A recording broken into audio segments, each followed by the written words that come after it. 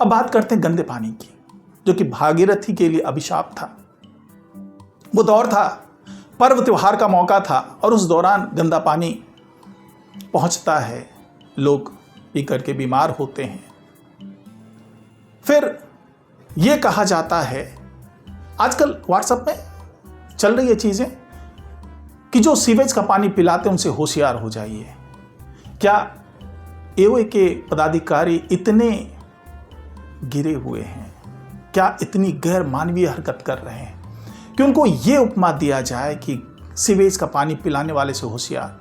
मैं भी तो यहीं रहता हूं ना, मैं भी भागीरथी का निवासी हूं।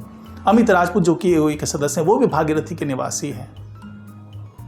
क्या हमारे जानते बूझते ऐसा हुआ? अगर ऐसा कुछ हुआ तो इसके पीछे जिम्मेदार कौन था? किसने ऐसा कराया? यह अनजाने में हुआ या जानबूझ करके हुआ? क्या यह सीवेज का पानी था? क्योंकि हमारी सोसाइटी में रहने वाले एक बड़े सक्रिय व्यक्ति हैं, जागरूक व्यक्ति हैं, उन्होंने मुझे फ़ोन करके बताया कि साहब देखिए ऐसा कुछ कुछ हो रहा है, बच्चे बीमार हो रहे हैं। मैं तुरंत हरकत में आया, सीएसके को मैंने कहा कि भैया ऐसा कुछ हो रहा है, ज़रा देखिए इसको। फिर जो आज से कम से कम 5-7 साल पहले एक घटना हुई थी जिसमें सारी भागीरथी टावर के साथ साथ सारी सोसाइटी के टैंक में गंदा पानी गया था, दूषित पानी गया था, तो हम लोगों ने कहा कि कहीं वही घटना तो नहीं हुई। हम लोग गए, वाकई जाकर के देखा तो पता चला कि वो घटना तो हो ही नहीं सकती, क्योंकि पाइपलाइन बिल्कुल सेपरेट किया गया है। एसटीपी के थ्रू जिस तरीके से घटना उन दिनों हुई थी वो पॉसिबल ही नहीं है। अब सवाल ये उठा कि तो फिर ये हुआ कैसे? तो दो पॉसिबिलिटी निकल करके आई, एक या तो टैंक गंदा है या फिर कहीं ना कहीं से पानी मिक्स हुआ है। मिक्स होने की वजह केवल एक है, और वो है कि जिन लोगों ने भी डायरेक्ट कनेक्शन करवाया, मैंने भी करवाया हुआ है, मैं झूठ नहीं बोलूँगा, मैंने भी करवाया। जब मेरा बच्चा बीमार हुआ था तो उन दिनों हमने डायरेक्ट कनेक्शन करवा लिया था। तो जिन लोगों ने भी डायरेक्ट कनेक्शन करवाया हुआ है, अगर किसी ने भी पानी का प्रेशर बढ़ाने के लिए या किसी जानबूझ करके तो कोई करेगा नहीं, लेकिन अनजाने में भी कभी किसी ने अगर हाथ डाल करके नॉब घुमा दिया और वहाँ पर जो डायरेक्ट कनेक्शन किया गया अगर उसको पूरी तरीके से बंद नहीं किया गया है, क्योंकि कई ऐसे प्लम्बर हैं, हमारी सोसाइटी में ही प्लम्बर है, वही लोग तो करते हैं आकर के, वो बिना दूसरे लाइन को बंद किए हुए लाइन को कनेक्ट कर देते हैं केवल एक नॉब के सहारे। और उस नॉब को अगर आपने प्रेशर बढ़ाने वाला नॉब समझ करके घुमा दिया तो उस लाइन में वो पानी दौड़ जाएगा, दूषित पानी दौड़ जाएगा। और इसी को अलग करने का काम अब चल रहा है और जल्दी ही ये सारे काम हो जाएंगे। तो उससे इस बात की आशंका है कि ऐसा हो सकता है, लेकिन वो बाथरूम के पानी में वो मिलावट हो सकती है, इससे इनकार नहीं किया जा सकता। लेकिन किचन के पानी में या पीने के पानी में ऐसा नहीं हो सकता। तो इसकी पॉसिबिलिटी है कि आप कुल्ला कर रहे हैं, कुछ कर रहे हैं, तो वो पानी अगर आपके अंदर गया तो आप बीमार पड़ सकते हैं, इसमें कहीं कोई दो राय नहीं है। या फिर दूसरी जो आशंका है वो है जो ओवरहेड टैंक है, अगर वो गंदा रहा, अगर वहाँ पे कुछ इन्फेक्शन हो गया तो उसके माध्यम से चीज़ें हो सकती है, फिर बड़े पैमाने पे लोग बीमार हो सकते हैं। तो वो दर्द हम लोगों ने महसूस किया। हमारे भी दोस्त मित्र थे, उनके बच्चे बीमार हुए, उनके फैमिली में लोग बीमार हुए, हम लोग हॉस्पिटल गए। तो क्या इतना अमानवीय सवाल पूछा जा सकता है कि जो सीवेज का पानी पिलाते हैं उनसे होशियार रहिएगा? हम लोग पड़ोसी हैं, हम लोग दोस्त हैं, हम मित्र हैं, एक साथ ही कल भी नजर आएंगे। ये तो आनी जानी है, इलेक्शन खत्म हो जाएगा, उसके बाद हम लोग एक साथ नजर आएंगे। हाँ, एक चूक जरूर हुई। चूक ये हुई कि जो रिपोर्ट बाद में फिर दी जानी थी कि भाई पानी अब साफ है, सब कुछ ठीक है, वो रिपोर्ट समय पर नहीं दी गई। उस चूक के पीछे भी एक लंबी कहानी है। और दूसरी चूक जो लोग कर रहे हैं, कह रहे हैं कि सीएसके के खिलाफ कोई कार्रवाई नहीं की गई। अब मैं आपको बताऊं पृष्ठभूमि, जब यह घटना हो रही थी तो मैं 2 दिन मैंने लोगों से आह्वान किया कि आइए हम लोग मिल करके फाइंड आउट करते हैं कि गलती कहाँ है। मैंने समय दिया, मैं नीचे खड़ा रहा, 2-3 जागरूक व्यक्ति थे, वो आए, उन्होंने कहा कि चलिए हम लोग फाइंड आउट करते हैं। उनके साथ मैं गया भी, काफ़ी देर तक इंतज़ार करता रहा, लेकिन जो सवाल कर रहे हैं उनमें से कोई भी नहीं आया था। जो राजनीति कर रहे हैं उसमें से कोई नहीं आया था। फिर हम लोग छत पे गए, छत पे जाने के बाद फिर मैसेज हमने किया कि भाई मैं सीएसके की पूरी टीम को लेकर के खड़ा हूँ, आइए हम लोग फाइंड आउट करते हैं गलती कहाँ है। और जिन्होंने भी गलती की है उसकी सजा मिलनी चाहिए, कोई नहीं आया। वही 2-3 व्यक्ति थे और वो ये भी कह रहे थे कि भाई साहब यहां राजनीति बहुत हो रही है, मुद्दे की बात नहीं होती। खैर, कुल मिलाकर के हमने सीएसके को फिर भी जिम्मेदार ठहराया कि भाई आपकी लापरवाही तो है, बिना किसी लापरवाही के ऐसा हो नहीं सकता। लापरवाही है तो इसकी सजा मिलनी चाहिए। हम लोग पहले से ही सीएसके को हटाने के पक्षधर रहे थे, दौरान सारा काम भी चल रहा था।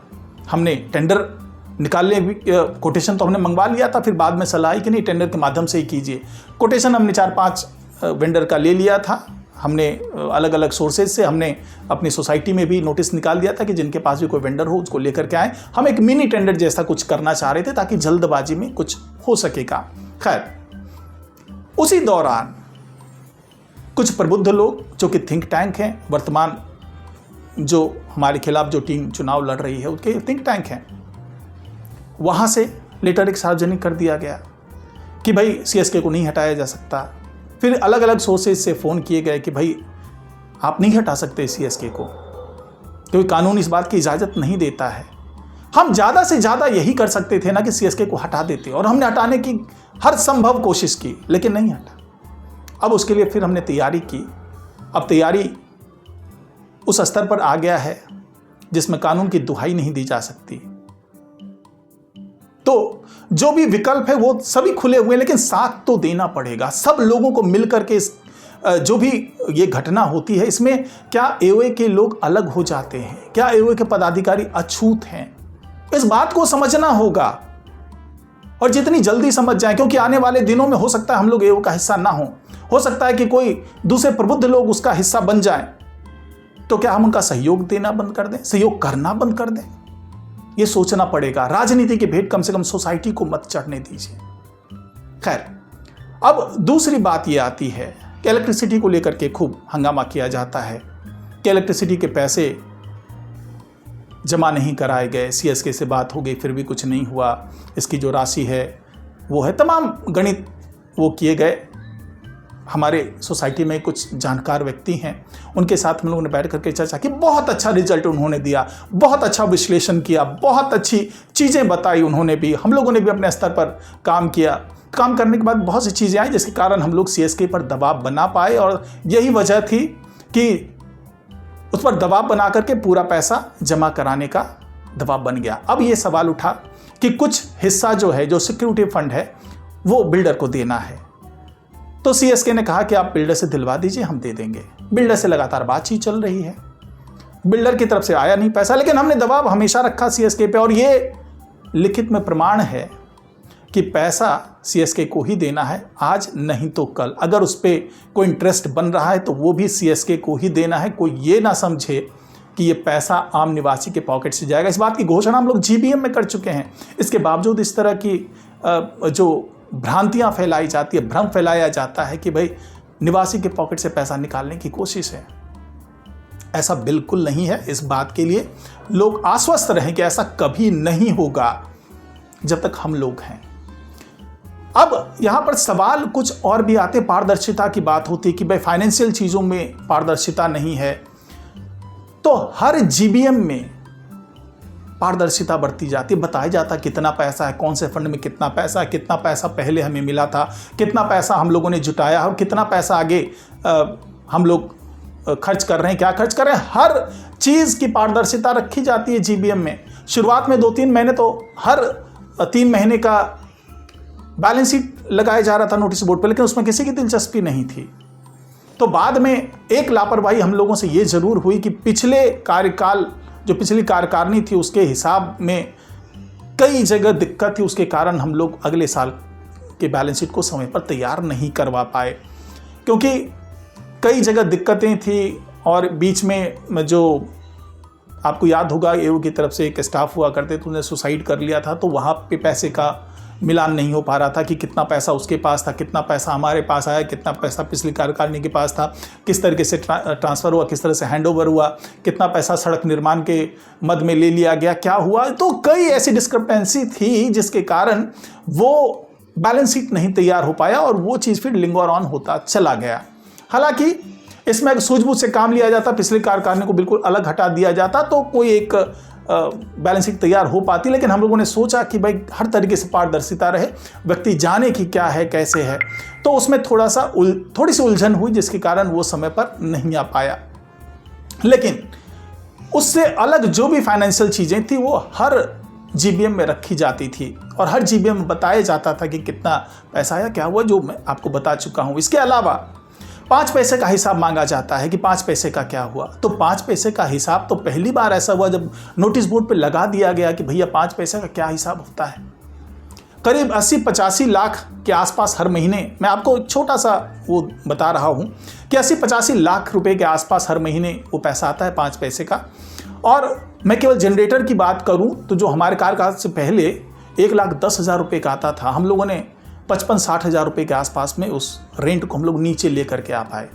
तो सोचिए कि जब 85 हज़ार रुपये जो पर मंथ आता है 5 पैसे के हिसाब से, 85 हज़ार से लेकर 90 हज़ार आप कह सकते हैं, उसमें से बड़ा अमाउंट तो जनरेटर में पहले तो चला ही जाता था, उससे ऊपर चला जाता था।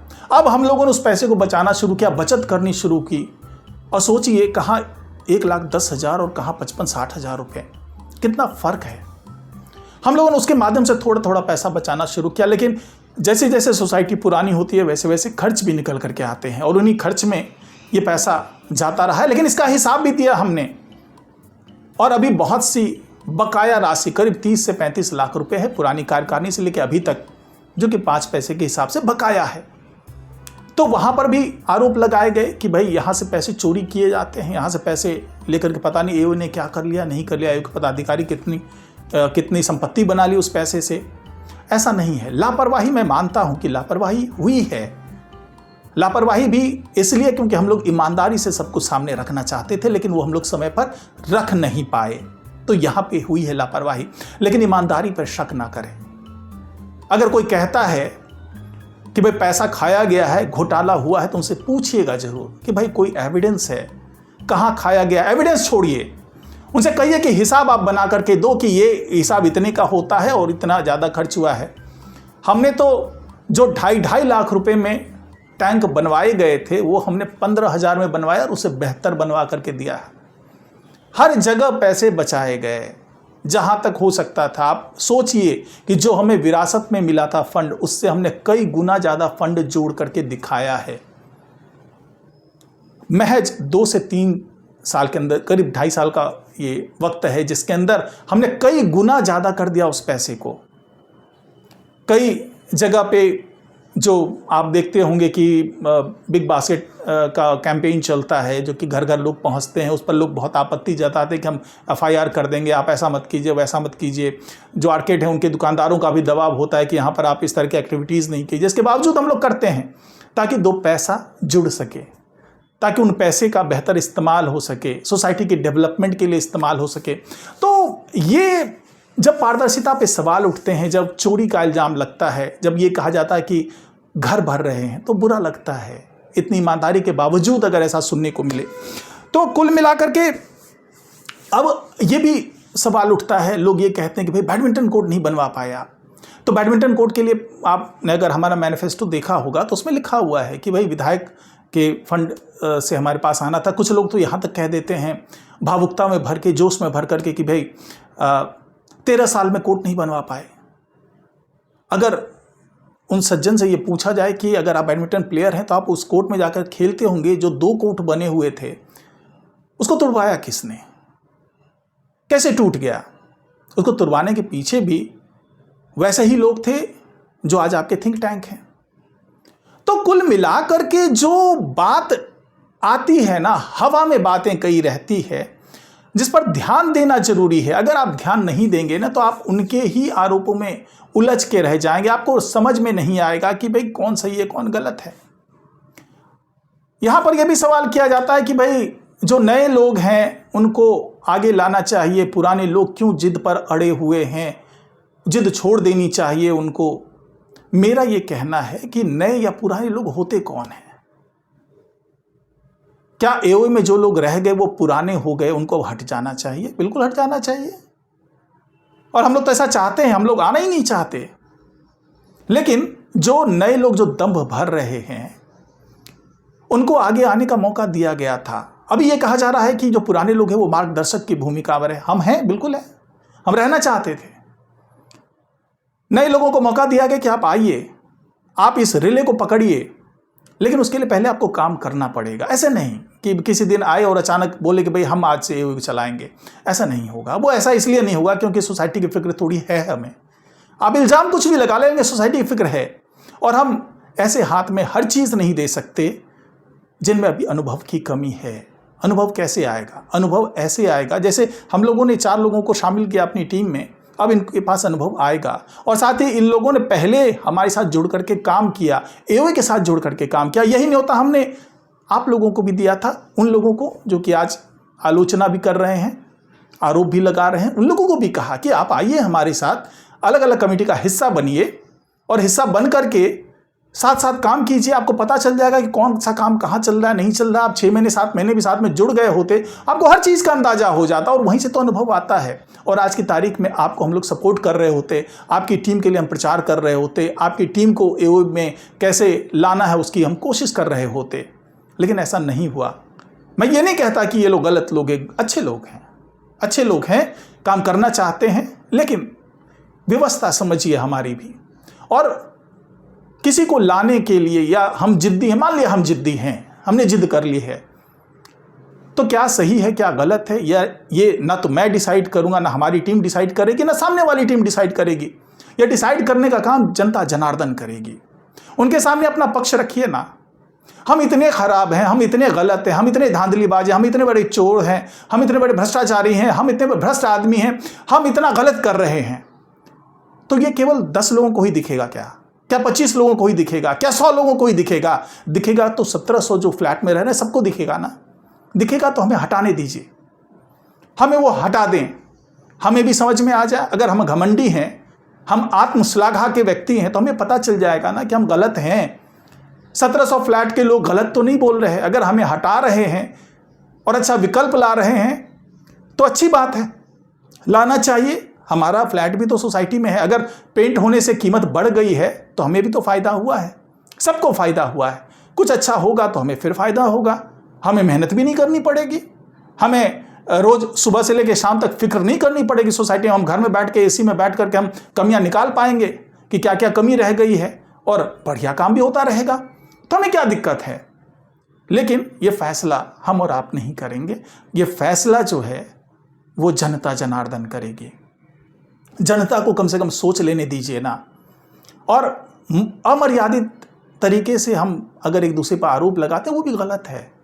देखिए, तर्क होता है, मैं भी तर्क दे रहा हूं, अभी आप भी तर्क दीजिए, बताइए हम कहाँ गलत हैं, सलाह दीजिए ना कि कैसे सही हो सकता है, लेकिन अमर्यादित तरीके से नहीं, इस तरीके से नहीं बोल करके कि भाई सीवेज का पानी पिला रहे हैं, ये आप छोड़ दीजिए, ये कर दीजिए। इस तरह की चीज़ें नहीं होनी चाहिए, हल्की नहीं होनी चाहिए। एंड ऑफ द डे जो है हम लोग को सबको साथ ही होना है।